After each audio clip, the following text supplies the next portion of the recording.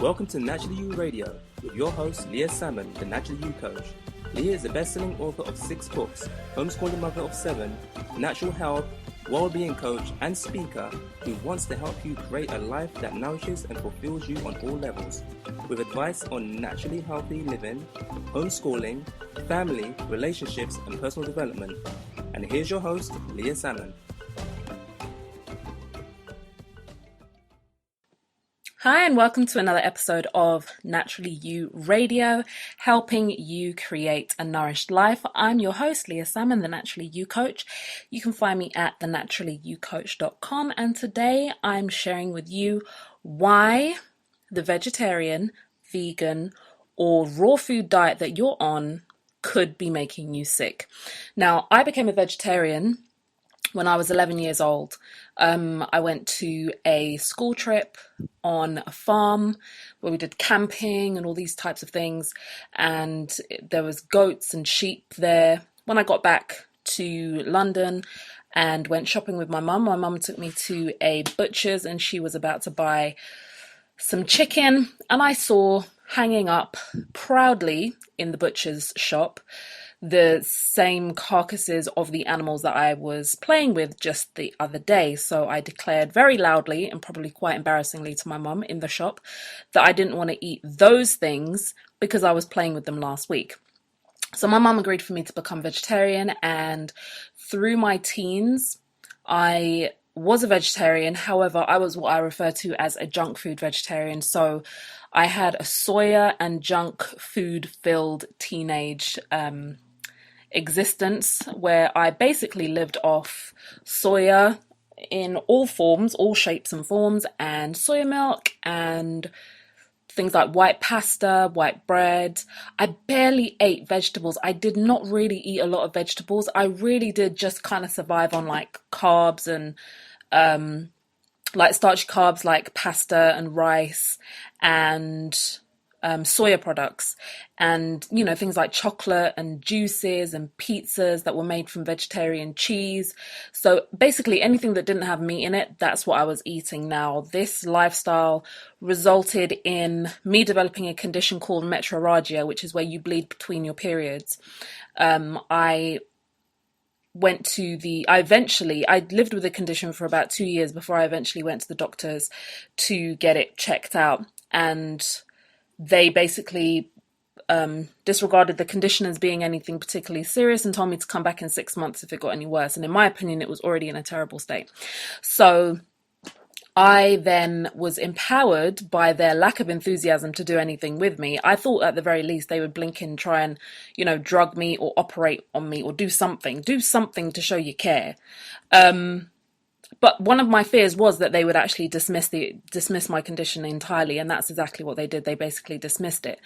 But that whole process is what actually sparked my career in natural health, because it inspired me to find a resolution to this condition myself, because I was like, okay, if you guys are not going to do anything about it, I've lived with this thing too long. I need to go ahead and help myself. So, I've been a student of my master teacher, Dr. Malachi Z.K. York, for a long time. And even at that time, as a young teenager, I had been reading his books for a long time. And one thing that he really impressed upon us is to go back to nature, because the answers to our health are in trusting in nature and following the example of our ancestors who lived a very clean and natural life in accordance with nature. So I started studying herbs and aromatherapy oils and nutrition more, and put together a herbal blend for myself and aromatherapy oil blend, and I basically managed to reverse the condition myself. As I did more research into the condition, after I had managed to get rid of the vast majority of the symptoms of it, I was able to identify that my diet had was a large contributing factor in how I developed the condition. It was a lot of research I did into soya pointed to it having quite a disruptive effect on your hormonal levels, and it was an imbalance in hormones that was causing the bleeding between the periods. Also, the junk food and the general perception that as long as I wasn't eating meat, I was okay. So when I decided to become a vegetarian, it was mainly for those kind of fuzzy humanitarian reasons because I had just been playing with these animals. But then when you change a lifestyle, even at 11 years old, when you make a change in your lifestyle, you do kind of seek information that validates your decision. And even as a young 11-year-old, I managed to come across things that were helping me to validate my decision to become a vegetarian. So I came across a lot of information about animal testing and animal welfare and all these types of things, people testing lipsticks in rabbits' eyes and the poor conditions that animals are kept in. So all of these things made me just not want to eat meat at all. And also there was people saying, the vegetarian lifestyle is a very healthy lifestyle for you. So that encouraged me to do it as well and stick with it.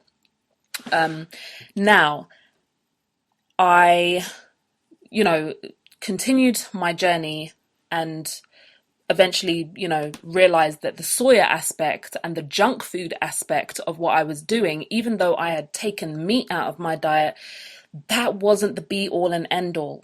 That wasn't the defining thing that I needed to focus on. And that is all I was focusing on. My only concern was, as long as I want to maintain health and not harm animals, all I need to do is remove animal products from my diet. Now, obviously, I've grown and changed and developed and evolved and learned a lot more since that time. So now I still don't eat red meat or chicken. I do eat eggs, and my diet kind of fluctuates between vegan, vegetarian, raw vegan, and being a pescatarian. And just a brief breakdown of what those different classifications are. There are lots of subdivisions of diets out there and titles and all these types of things, but a vegan is somebody who basically doesn't eat any animal products at all, and some very strict vegans won't use animal products, like they won't wear real leather, they won't wear wool, they won't eat honey because it's a byproduct of an animal. Some other less strict vegans are people who simply don't eat direct animal products, so that's mainly dairy, eggs, and meat, fish, and poultry. A vegetarian is somebody who doesn't eat the flesh of animals, so they will still eat dairy products and eggs. A raw vegan is somebody who will not eat any dairy products or meat or poultry or fish or eggs, and their food is raw. And this is a distinction because there's some people out there who are raw foodists, and a raw foodist is someone who will eat anything as long as it's raw. So there are raw foodists who eat raw chicken and raw eggs, which is a little bit more acceptable because a lot of weightlifters and people like that, sports people, will eat raw eggs. They'll eat raw beef and raw fish, again, which is a bit more acceptable because people in, like sushi, people will eat sushi and those types of things, which is raw fish. So yeah, there's a difference between a raw vegan and a raw foodist. I am sometimes a raw vegan, and I have a whole book with raw vegan recipes called Leah's Raw Food Feast, which I'm actually in the process of revising right now, and it looks gorgeous, I must say, adding 25 new recipes to that book. So as soon as that is out, then I'll be making a big song and dance about it because it is really lovely. Or sometimes I'm a pescatarian, and a pescatarian is somebody who eats fish but doesn't eat like poultry or meat products. And I do my best to avoid cheese as well, like dairy products as well. I definitely don't drink milk. I really don't like milk. But yeah, sometimes I will have cheese, but it's something that we don't kind of have in the house, and it's definitely something that the children don't eat. So that's kind of where I am now. Now, I can fully understand why people don't want to eat meat. I can fully understand it. Like I said, when I was doing research, when I was a vegetarian, I know that, okay, and I'm saying this to say, I know why people don't want to eat meat. However, I want to really impress this in your mind from now. When you're a vegetarian or a vegan or a raw vegan or a pescatarian, please do not think that just taking meat out of your diet is the only thing you need to focus on. Because you can end up, if you're trying to do that for health, you can end up actually ruining your health by solely focusing on that. If you're doing it for other reasons, like conscious reasons and social reasons, you can still end up negatively impacting your health by only focusing on removing meat from your diet. You can basically end up with as many health conditions as somebody who is eating a very carnivorous diet. And then if you are trying to do it for social good, then your ability to be able to impact your environment and your community positively is going to be impacted if you've taken meat out of your diet for social reasons, but then you've developed health conditions that mean that you can't be of service to the world the way you maybe want to. So I know why people don't want to eat meat. Most meat is commercially raised, and it's commercially raised in filth. So you will see those battery chickens or the battery hens, sorry, who are living, 20 of them are living in a 4-foot squared enclosure. They're living in there with chickens that have passed on. There's excrement, there's vomit, there's disease, there's disgustingness. They are raised in filth. I understand that entirely. And the same thing goes for farmed fish and livestock. A lot of them are not raised in very clean conditions. And this is also inhumane, the way that they are treated and the way that they are raised in a very inhumane way. So again, on a conscious level, I can understand why people don't want to eat meat and give money to farmers and people who are raising these animals, these creatures of nature, in a very inhumane way simply to make money. Most commercially raised animals are fed and injected with crap. And you then take in everything that they've been drugged with. So in order for them to withstand the dirty conditions that they live in, they are given antibiotics, they are given hormones to bulk them up so that they grow a lot quicker, so that they can be sold a lot more quickly. And all of the things that they're pumped with and injected with, and some of the medications that they're given when they do develop illnesses and things like that. All of those things you're taking in. It's not like when the animal dies, they all leave the animal's body. They become part of the animal's flesh. And then when you eat them, of course, some of them get, peed out and pooed out and things like that. But a lot of them remain in the flesh and the tissues of the animal that you end up then go ahead and eating. I can understand if you don't want to eat animals because they're bad for the environment. There's a documentary called Cowspiracy that you can find on Netflix. I'm not sure where else you can find it. I know they've got a website, Cowspiracy, Cowspiracy, Cowspiracy. And it basically talks about the fact that if you're changing your light bulbs to long life light bulbs, and you're conserving water, and you're recycling, and you're composting, and you're going to work on a bike instead of going in a car, and you take short trips in your car, and you do all these things to reduce your carbon footprint, one of the biggest things you could actually do to reduce your carbon footprint is to reduce the amount of animals that you eat, because the raising of livestock and dairy and all these and eggs and chickens and these types of things actually has a massive impact, a massive negative impact on the environment that a lot of people don't want to talk about, but it goes into a lot more depth in that documentary. I can understand if you don't want to eat meat because the blood of red meat can attract disagreeable beings to you. And if you want to learn more about that, you can go to WUNWAP.com, WUNUWAUP.com. We know that on a spiritual level, things are attracted to different energies that you take into you. And when you take into you red meat, the energy from the blood can attract disagreeable beings to you. So I can fully understand why that's the reason a lot of people don't want to eat meat. Most meat is about 80% rubbish anyway. It's not even all real meat. A lot of meat is full of wheat and flour and fillers and pumped with water. So you may be gluten intolerant and you're wondering why the meat that you're eating is giving you the same type of digestive issues as you get when you eat wheat. And it's because a lot of these, like the burgers and the nuggets and all these types of things, sometimes inadvertently or not obviously, but it's not things like nuggets, because obviously you can see the breadcrumbs that they're wrapped in, but some other meats are pumped with things and are stuffed with things that are not meat. They're just fillers to make these things make more money, and allows food manufacturers and food companies to basically sell you rubbish. I understand if you don't want to eat meat and you want to go on a raw vegan diet, because raw foods are so energizing, and being a raw foodist, it does allow you to avoid a lot of the junk that's put into vegetarian foods and vegan foods.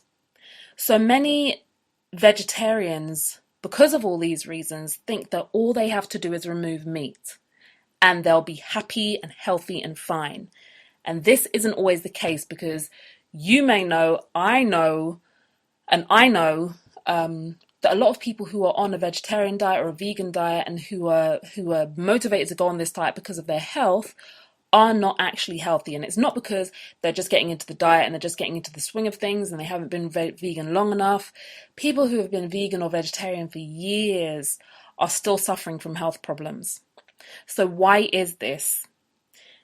Vegetarians and vegans will get confused themselves as to why they're still sick and out of balance in some way when they're following the vegetarian or vegan diet, because we're not always following it in a holistic way. Again, if you only focus on one aspect of it instead of living life in a holistic way, then you're likely to get unholistic results, and results that create an imbalance in you. So, here are 3 of the reasons why your diet could be making you sick, why you could still be sick even though you're on a raw vegan or vegetarian diet. Again, like I said, you believe that meat is the only problem. Now, I've already spoken about this a lot, but just as an example, there are people who, again, on their search for health, when they, start to change their diet, they'll look at documentaries and read books and all these types of things. And there is a segment of not even a segment, most people who promote a particular diet or lifestyle will sometimes focus your attention on what it is that they are doing and make you think that that is the whole story. So there was a documentary that showed a group of people, and there's lots of these documentaries that show a group of people who are not healthy, and then some experts will work their magic on them, and then all of a sudden they're healthy. So one such documentary showed a group of people who were not healthy, and what they did with these people was they got them to exercise more, got them to drink more water, got them to remove things like soda, reduce their sugar, reduced their intake of processed foods. If they were smoking, they would stop smoking. They got them to get more sleep, and they got them to remove meat from their diet and other animal products and dairy from their diet as well. Now, even though, as a result, they were monitored as they made all of these changes, and they were kind of introduced these changes in a slow way. As they were doing this, it also meant that they were able to reduce the amount of medications that they were on, because as they were doing all of these things, their body needed the medications that they were on for the serious conditions that a lot of them had less and less and less. So by the end of the process, they were off a lot of their medications and they had implemented all these other steps. But what the documentary focused on and tried to kind of leave you with at the end was, all you really need to do, or the most important thing, was that they left the meat. That was the most important thing that they did. They stopped eating fish, they stopped eating chicken, they stopped eating meat. That's what they focused on. And it can be very confusing because they didn't focus on, or they didn't pay any attention to, or they didn't highlight the fact that they had to do a lot of different things. They got more sleep, they got more water, they stopped medication, they did a lot of different things, and all of those things contributed to them improving their health. But they focused on the fact that, they stopped eating meat, because the group, the people that made this documentary, wanted to push a vegetarian and vegan lifestyle and a low-fat lifestyle as well. And you may know that that's something that I don't agree with. I don't agree with that. Reducing your fat levels or having a low-fat, no-fat diet is something that's healthy, because historically and biologically, it's not something that we've done. Culturally, it's not something that many people have done, to have a very low-fat diet and still be very healthy. So that's one of the reasons why you could be sick. You could just be focused on, like I said, only removing meat and not doing anything else. Another reason why your diet could be making you sick is because you've fallen into the trap that soya is your savior. Soya has a replacement for every single animal product out there, whether it's a soya egg replacer, a soya milk, soya custard, soya cheese, soya cake, soya everything. Soya bacon, soya chicken fillets, soya turkey rashers, soya everything. And like myself, I was eating soya every single day, probably 2 to 3 times a day. I was eating soya. And soya doesn't just come on its own as a soya bean. So the soya bean itself, the fresh green bean, is called an edamame bean. And you can actually buy those in the supermarket and you can snack on them and those types of things. There's lots of different variations of soya out there. But a lot of vegetarians are pushed and sold the types of soya that are very highly processed and that come along with a lot of other junk. So you'll get most of the products that I just mentioned, the soya burgers, the soya chicken, the soya rashers, the soya cheeses, they all come with, they're packaged with tons of MSG, white flour, rubbish oils, rubbish salts, sugars, preservatives, flavorings, all these artificial additives are added to a lot of the soya that we're eating. But again, because we're thinking that, well, soya has been promoted to us as a healthy food, I was sold into the notion that because I wasn't eating meat and chicken and fish as a teenager, I needed protein to grow so that my growth wouldn't be stunted. So that's why I was taking it. Even, I was taking so much of it because it's like, okay, you need to make sure you're replacing all this protein that you're losing from not eating meat. So I saw soya as my savior. Women who are in their menopausal years may see soya as their savior as well, because a lot of people will promote that soya helps to keep your hormones stable when you're menopausal. So it's good to have a lot of soya. Again, I haven't found this to be the case, and a lot of research and anecdotal evidence shows that actually taking soya can actually have completely the opposite effect. It can actually disrupt your hormone levels to the point where you develop a lot of conditions. So that could be another reason why you're not well as a vegetarian or a vegan, because you're relying very heavily on soya.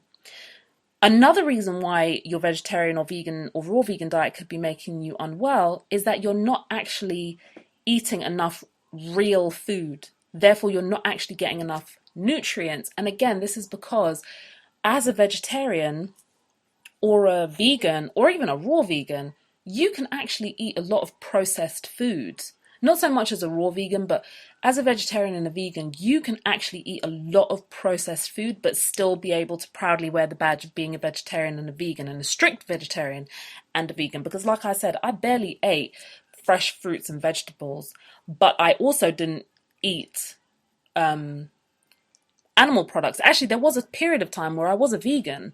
It wasn't for very long, but there was a period of time during my teens where I was a vegan. So I wasn't even eating a lot of dairy and eggs and things like that. But I was still a vegan, and I was eating a lot of processed junk food, so I wasn't getting a lot of nutrients. I was a teenager also, so I wasn't supplementing. I wasn't buying natural supplements in any way, shape or form. I was probably quite dehydrated as well. So I wasn't eating enough real foods. And that probably also contributed to the conditions that I developed. Because it wasn't just the metrorrhagia, it wasn't just the menstrual condition that I developed. I also had dry skin and dry scalp. I didn't have the energy levels that I probably should have for my age. I had kind of skin conditions, not massive ones, but I did have kind of skin conditions going on. So I had quite a few health imbalances that all rectified themselves when I started eating a healthier diet. Even though I didn't start eating meat and chicken and red meat and those types of things, I just made adjustments that did create a better level of health for myself. If you're a vegetarian or a vegan or a raw vegan and you're sick in some way, you've got some type of imbalances, then you could be missing something in the execution of your lifestyle. So I'm not actually saying that being a vegetarian or a vegan or a raw vegan is not a healthy way to live, but you just need to be doing it in a balanced way. So healthy vegetarians or vegans or raw vegans are just like all other healthy eaters. These are the things you need to make sure that you're doing no matter what diet or lifestyle that you're following to ensure that you stay healthy. Have lots of fresh fruits and vegetables. This is where you get your nutrients from. This is where you get the vitamins, the minerals, the fats, the trace elements, the micronutrients, the phytonutrients, the live enzymes, the natural fats, the proteins, the natural carbohydrates that you need to keep your body functioning. Make sure you have some raw food, so you get all those nutrients in a raw live state where they are normally typically more potent. Your food is well prepared. You have well prepared whole foods. So you're cooking with the right oils. You're soaking and sprouting your beans and your nuts and your seeds where possible. You lightly steam your greens instead of boiling them to within an inch of their life. So you don't even like the taste of them, but you're scoffing them down anyway because you're saying to yourself that they're healthy. Healthy eaters drink lots of water. Instead of, herbal teas all the time, or freshly pressed juices, or smoothies, all these fancy things, they get lots of water in. Healthy eaters will have some fermented foods to help to re-inoculate their bowel with the friendly bacteria that helps their digestion and gives them more energy from their diet. Healthy eaters, no matter what type of diet you're on, have enough healthy fats, and this can be something that is seriously lacking in a lot of vegetarian and raw vegans' diet, is enough healthy fats. Most healthy eaters have limited processed foods instead of a diet that's almost entirely composed of processed foods. And they chew all of those lovely things that they're taking in properly. By and large, you can tell when someone's being fueled properly by their level of health. But if you're a vegetarian or a vegan or a raw vegan, and you crave sugar, salt, and fat all the time, or you can't control your weight, or you've got a lot of mental and emotional issues, or you have a lot of skin conditions, or you have low energy, or you've got constant infections and colds and bugs, or you just don't enjoy your food, you might want to review your foods. And I'm not suggesting that anyone go and eat meat. And I know that other diets can cause these symptoms too. But some vegetarians became vegetarians listening to other long-term vegetarians telling them that all their issues were with animal products. So they'd never even think to look at changing their foods to address these issues. There are vegetarians out there with these issues, and I swear to goodness, if you told them these issues that you're having, these health complaints that you're having, could be because you need to change the way that you're eating, they will not even have considered that. And even if you suggest it to them, they may think that you're just talking nonsense because, like I said, they were sold the dream of the vegetarian diet and the vegan diet and the raw vegan diet being the pinnacles. So remember, if your foods are not, or if your health is not what it should be, these are some of the steps that you need to kind of focus on. Look at your diet and see if any of these things need to be included in the way that you're eating right now. Are you getting enough fresh fruits and vegetables? Do you have some raw foods every day? Are the foods that you're eating well prepared? Are you eating well prepared whole foods? So are you cooking with the right oils? Are you cooking with mainly coconut and palm oil? Or are you cooking with things like canola oil or vegetable oils? Are you soaking and sprouting the beans and the nuts and the seeds that you eat where possible? Do you lightly steam your greens and your vegetables, or do you boil them within an inch of their life? Are you drinking enough water? Do you have some fermented foods in your diet? Do you have some source of natural friendly bacteria that you're taking into your diet on a regular basis to any degree? Do you have enough healthy fats in your life? Do you know where you're getting omega-3 fatty acids from? Do you know if you're getting enough EPA or DHA, or are you getting coconut oil in your diet? Are you getting omega-6s in your diet? Are you getting any healthy fats in your diet? Do you take in too much processed foods? And are you chewing all your foods properly? Have a look at your diet and do some analysis and assessment. Be honest with yourself, and if any of those areas are lacking, introduce them and see if that allows you to resolve some of the health issues that you're experiencing so that you can enjoy your vegetarian, vegan, or raw vegan diet. Also remember, and keep these three things in your mind. Keep these three things in your mind. Removing meat isn't the only thing that can improve your health. Soya is not your savior. And please do try not to fill up on processed foods. Eat real foods. Just eat real foods, or JERF, as my buddy over there, Sean Croxton, at Underground Wellness says. Now, this is a word to raw vegans. Again, there are some raw vegan experts who do really promote and push the raw vegan diet as the pinnacle of all health. And you don't just have to eat a raw vegan diet to a degree to experience full health. You have to go raw vegan 100% for life. That's the only way that you're going to experience great levels of health. And there are some raw foodists that even say that when you do start a raw vegan diet, because cooked food is toxic, as soon as you start eating some raw food, you're going to get when you do start the raw vegan diet, if you start eating cooked food again, you're going to get super sick. And that's a real mind trip that you can't play on people. Raw vegan experts out there, you need to stop doing that, because you're giving the health experts that care, like me, a really bad name, because people think that because I have a raw vegan recipe book, I'm 100% raw vegan and I'm really dogmatic about it. And trust me, people, if you know me, and people that do know me know that my main consideration is that you are eating. That's my main consideration. Do you get to eat enough food in a day? Are you going hungry? And I'm not just talking about hungry because you can't afford to eat. I'm talking about, are you one of these people that no matter how much you're earning, you don't even give yourself the time to make sure that you're eating enough in a day? You might be a super busy business person, or a rushed off your feet mum, or, someone who or even a student that just doesn't really think food is that important because you've got to go and party and socialize and look cute and all these types of things. My main consideration is, are you feeding your cells enough every single day? The next consideration after that is, now let's look at the quality of what it is that you're feeding your cells on a regular basis. And then we step up from there. Are you getting some raw food in? Are you getting some fermented foods in? Are you drinking enough water? I'm not one of those dogmatic health experts at all, but there are some raw vegan health experts out there. There's some, health experts from all genres, but there are some raw vegan health experts out there that are selling a false vision of what the raw vegan diet is. Raw vegan foods and raw foods have got amazing amounts of nutrients, and I highly recommend you take in as many of them as possible. But please avoid the cocky experts who try and tell you that all you need to do is eat raw vegan foods, because that's another myth.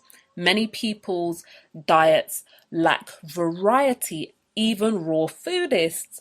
And the famous expert Victoria Botenko, who started the green smoothie revolution, she improved her and her family's health, by taking on a raw vegan diet.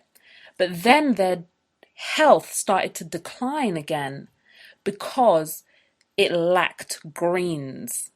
And she was a raw vegan, so literally, when I heard that, it completely baffled me, because I thought raw vegans always ate loads and loads of salads. But she was basically saying, she basically maintained, her and her family had loads and loads of fruit. They were kind of just living off fruit, and it gave them great levels of health initially, and it helped to reverse a lot of their conditions initially. But when their health started to decline again, she realized it was because she lacked high levels of greens in her diet on a regular basis. So everybody's diet can lack variety, but raw foodists and vegans and vegetarians, we can also get very stuck in just eating a particular type of food. So like I said, I was just stuck on eating kind of starchy carbohydrates like pastas and rices and breads and soya. That was the trap that I fell into. So, make sure that you're getting variety and enough varied nutrients into your diet.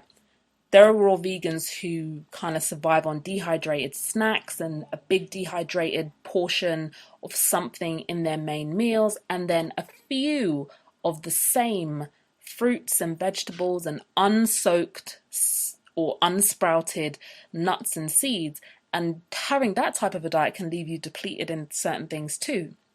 So just make sure that, as well as enjoying your food and, getting in nice, natural, healthy, whole foods, that you're adding variety to your life as well.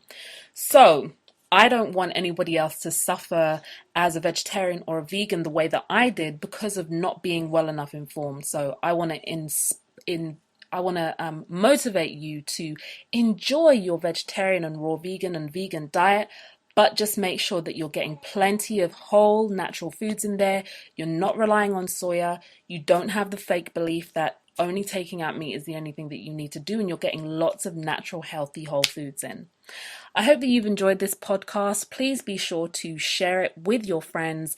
You can find me at thenaturallyyoucoach.com, where you can download a free recipe book with my top 10 salads and smoothies and juices.